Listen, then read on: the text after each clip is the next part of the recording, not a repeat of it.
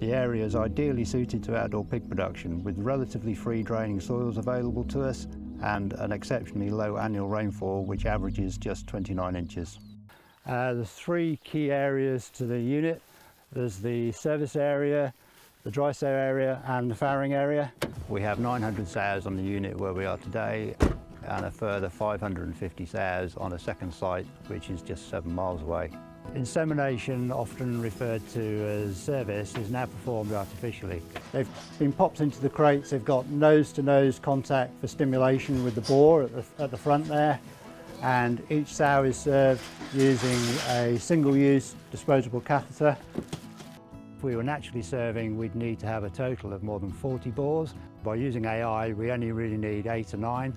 It's often said that adrenaline is the enemy of all other hormones, and I always keep that in mind when I'm working in the service area.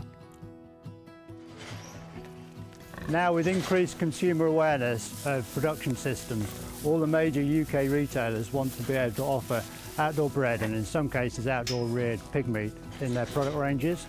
We're now in a dry sow area, and as you've seen as we've been going around today, all our sows are kept on grass. This was a key policy decision we made about 3 years ago to experiment with different grass mixes.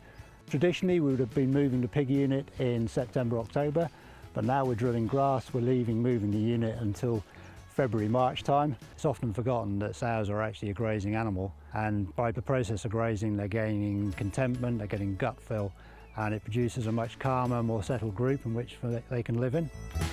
By having grass cover, we also get improved soil health.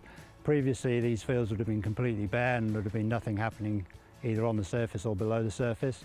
The habitat it provides, the biodiversity, the improvement in the appearance, the visible impact basically of the pig unit on the countryside and the surrounding area. In recent years we've moved away from floor feeding the sows. You'll have seen in the dry sow and the service areas earlier on that we're now putting the feed into long troughs where the sows are feeding in groups. And here in the farrowing we're using what we call a farrow feeder. This allows us to give the sow the maximum amount of food she needs through the grid at the back here. And then she has access through her side. There's a flap that keeps the feed dry and prevents vermin and birds from taking it. So it's really important at this stage of the system that the sow gets as much clean, fresh water as possible to drink. She'll drink up to 35 litres a day, and obviously the more she drinks, the more milk she's going to produce, and that benefits our piglet growth.